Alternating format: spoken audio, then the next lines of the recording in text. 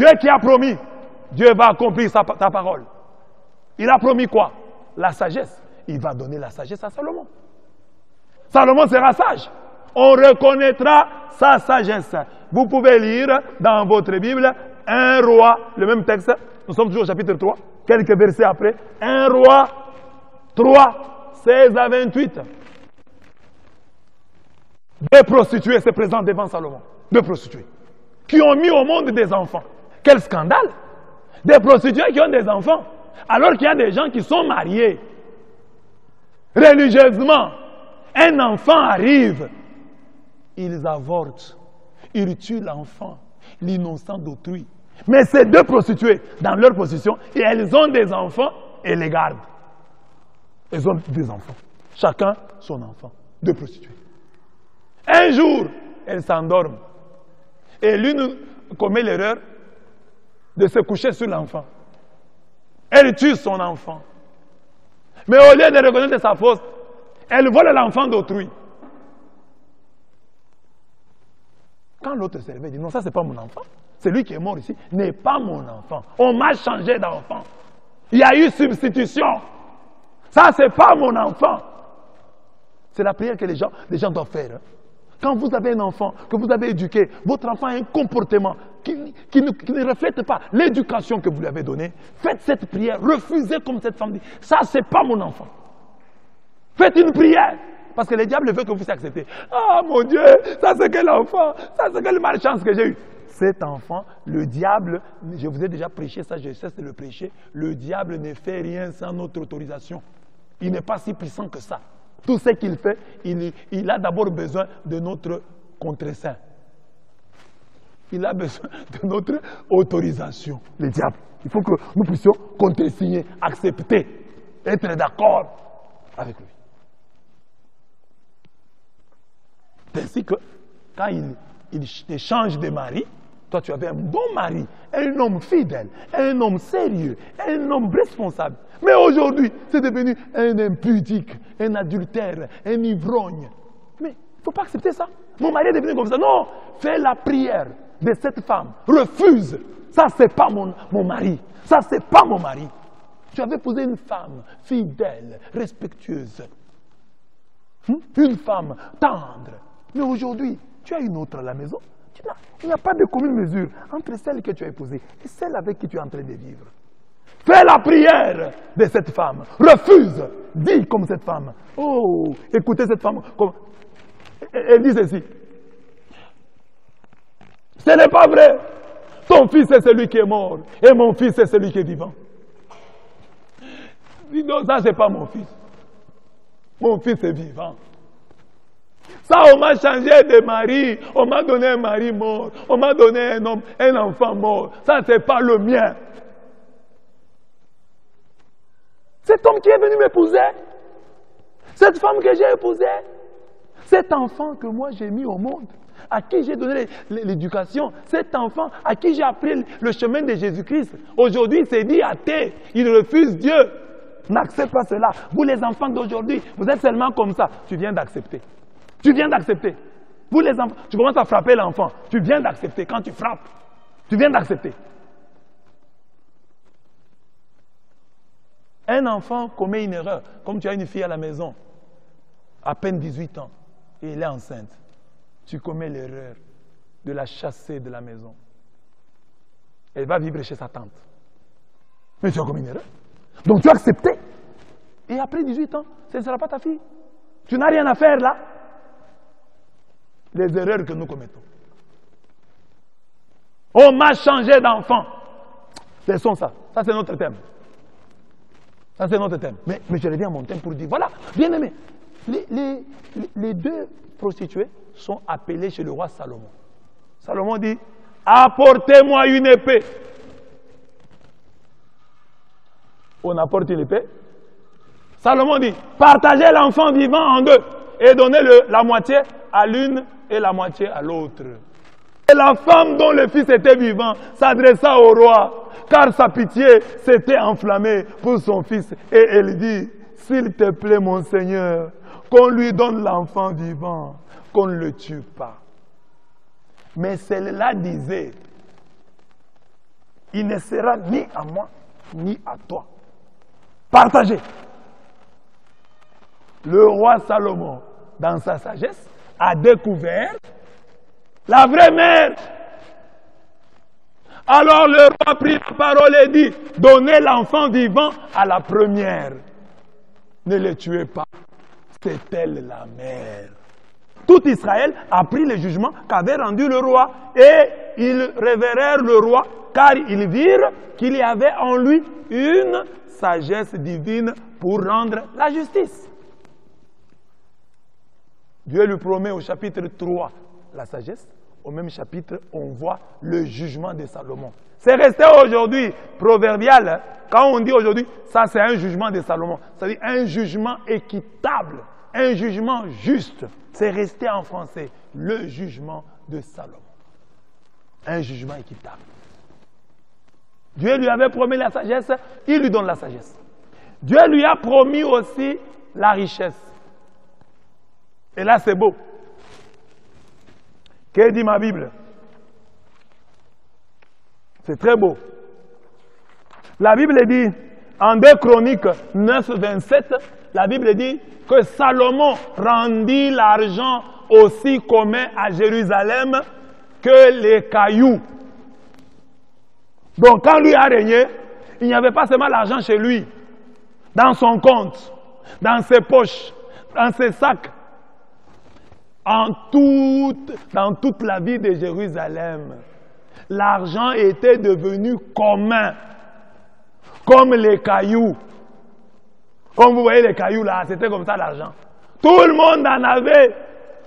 Tout le monde avait le pouvoir d'achat. Voilà les vrais riches. Nous avons en Afrique, dans nos paroisses, quelqu'un qui a $1000, qui a $2000. Oh, un frère en Europe, il n'a que $2000 de salaire. Mais il nous prend pour un grand riche. Quel riche? Le riche, c'est celui qui donne du travail aux autres.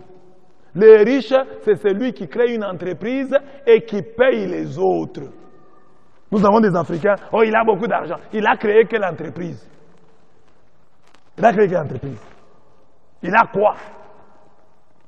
C'est ça la bénédiction d'Abraham. Quand Dieu bénit Abraham, il dit à Abraham, tu seras une source de bénédiction. Au temps de Salomon, il y a le pouvoir d'achat. C'est une interpellation pour nos dirigeants politiques, de tous bords, pour leur dire, quand vous avez le pouvoir, que l'argent ne soit pas seulement dans vos poches, que l'argent devienne aussi commun que les cailloux. Donc, Salomon était, non, il était riche, mais il était aussi enrichissant. Riche et enrichissant. Toi, tu as l'argent, tu as $1000. Tu as déjà enrichi qui? Tu as l'argent là. Tu manges avec qui? Qui mange ton argent? Ah, j'ai l'argent. Tu manges l'argent avec qui? Tu as déjà enrichi qui?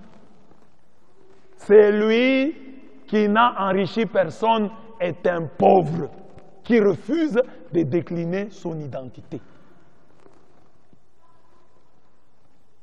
Dieu lui a promis la sagesse. Nous avons vu à travers les jugements de Salomon. Dieu lui a promis la richesse. Nous venons de le voir maintenant avec 2 Chroniques 9, 27.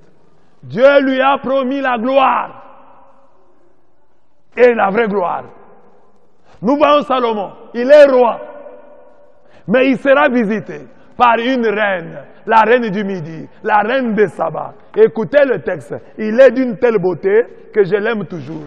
Je ne me lasse jamais de le lire et de l'expliquer. Lorsque la reine de Saba vit la sagesse de Salomon, le palais qu'il s'était construit, le menu de sa table, le placement de ses officiers, le service de ses gens et leur livret, ses échansons et leur livret, les holocaustes qu'il offrait au temple de l'Éternel.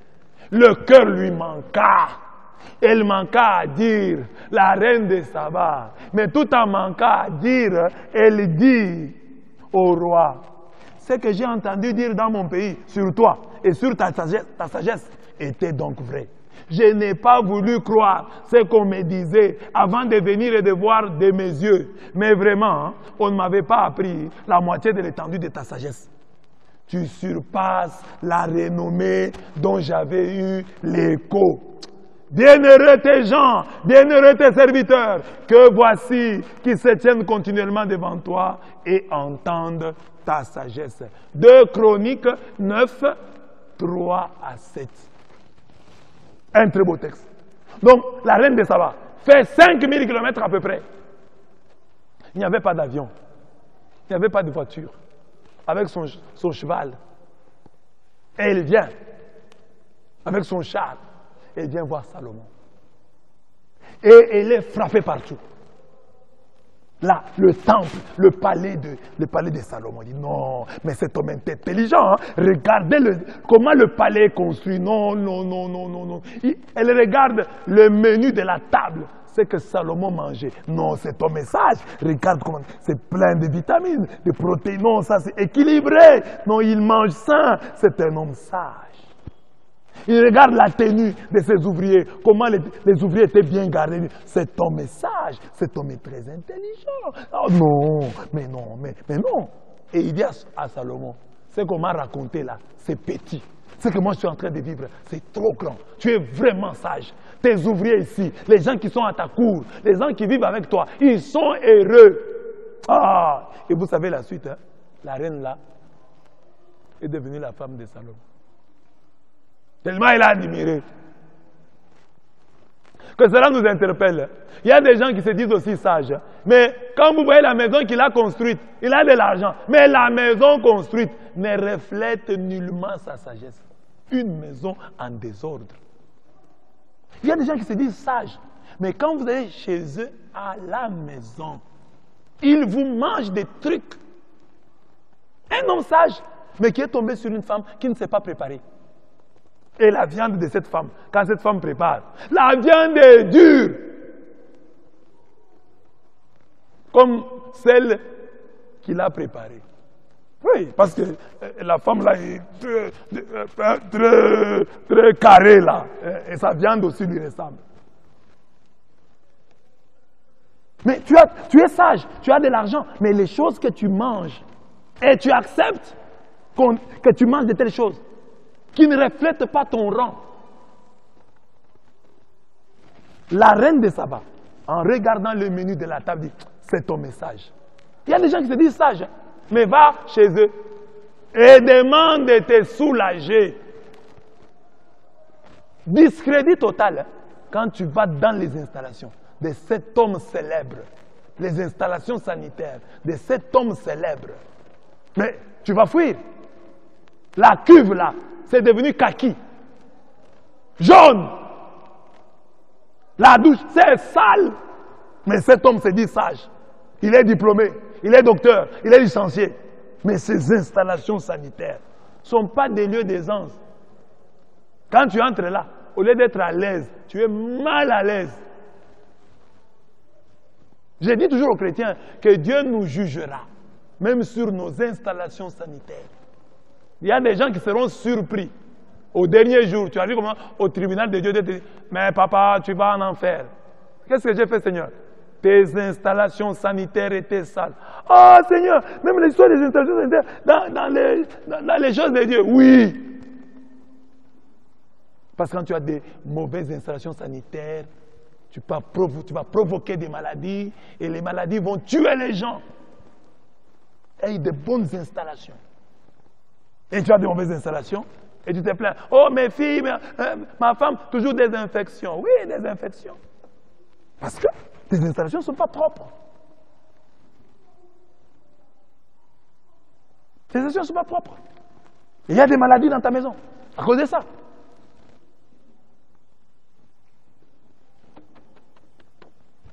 La sagesse se voit aussi là-bas. Tu as des ouvriers, tu ne les payes pas bien. Tu n'es pas sage. Tu as une maman qui prépare pour toi, tu ne la payes pas bien. Mais tu sais ce qu'elle peut te faire? Mais la reine de Saba remarque que Salomon est très intelligent parce qu'il veille même sur ceux qui préparent pour lui. Ils sont bien habillés, propres. Non, non, non, cet homme est sage. Il sait que les gens qui travaillent pour vous, il faut bien les entretenir. Parce que tu as un domestique, tu ne le payes pas bien. Déjà, le cœur de l'homme est méchant. Mais en plus de ça, tu ne le payes pas bien. S'il prend un peu de morve, il met dans ton repas là, tu verras, tu sauras. Et tu l'injuries. Toi, tu n'es pas intelligent. Tu injuries celui qui prépare pour toi. Mais s'il fait seulement là, la cuisine, il fait dans le repas, tu sauras. Et c'est la partie que tu vas prendre. Tu vas manger. Aujourd'hui, c'est bon. C'est un peu trop salé. Alors que tu viens de manger autre chose. Que je ne cite pas faute de temps. Entretiens les gens qui préparent pour toi. Ton chauffeur, tu vas quelque part, tu manges. Le chauffeur ne mange pas. Mais il peut te créer des problèmes. Vis bien avec ton chauffeur, les gens qui travaillent avec toi, ton entourage. Soigne-le. Habille-le bien. Sont tes proches. C'est la sagesse aussi. La reine de Saba remarque la sagesse de Salomon par les offrandes, les holocaustes qu'il offrait. Donc la sagesse est holistique. Elle n'est pas seulement dans un domaine. Oh, j'ai fait des proverbes. Oh, non, non, la sagesse, c'est tout un ensemble. Englobe un grand nombre de gestes, d'attitudes. C'est en fait une vie. C'est une manière d'être dans le monde. Et la sagesse de Salomon n'est pas reconnue par ses courtisans. C'est par une reine. Dans nos vies aussi, nous avons souvent des gens entourés par des petites personnes, nos amis, des petits frères, des petites sœurs. Comment nous allons nous rendre compte que nous sommes entrés dans la cour des grands? Ici, la gloire de Salomon lui vient d'une reine. Au royaume des aveugles, les borgnes sont rois. Mais lui, ce n'est pas au royaume des aveugles. La reine de Saba reconnaît sa grandeur. Salomon, Dieu lui a promis 3 choses. Sagesse qu'il a demandée lui a été accordée. Nous l'avons vu à travers le jugement. Richesse lui a été accordée. Il n'était pas seulement riche, il était devenu enrichissant. 3e point, la gloire. Sa sagesse est reconnue par la reine de Saba. Venue de loin. Elle dit, d'abord, c'est qu'on m'a appris ces petits, c'est que je vis ici, c'est trop grand. Or, c'est le contraire avec nous. Les gens qui nous approchent découvrent nos erreurs. Ceux qui nous aiment sont ceux qui sont loin de nous. Mais ici, c'est le contraire. Quand la femme, la reine de Saba, s'approche de Salomon, elle se rend compte de sa grandeur en l'approchant.